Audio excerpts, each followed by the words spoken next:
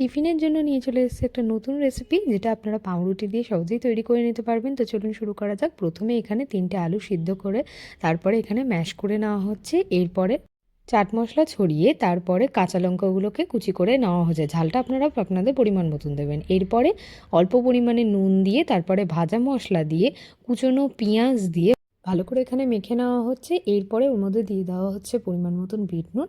আর আগে যেহেতু নুন দেওয়া হয়েছে, ফলে বিট নুনটা আপনারা আপনাদের পরিমাণ মতন দেবেন।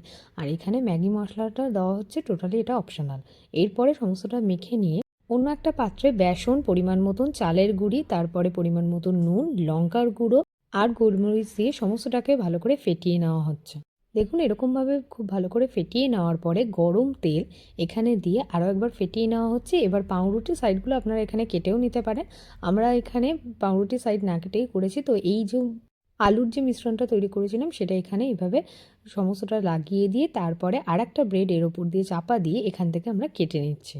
এরপর সবকটা ব্রেড এরকমভাবে করে নিয়ে তারপরে যে ব্যাটারটা আমরা তৈরি করেছিলাম ভালো করে ডিপ করে নিতে হবে, দিয়ে গরম তেলে এখানে ভেজে নেওয়া হচ্ছে। আর হয়ে গেলে নামিয়ে ফেলবেন। এবং রেসিপিটা যদি ভালো লেগে থাকে অবশ্যই লাইক, শেয়ার, সাবস্ক্রাইব, কমেন্ট করে পাশে থাকবেন।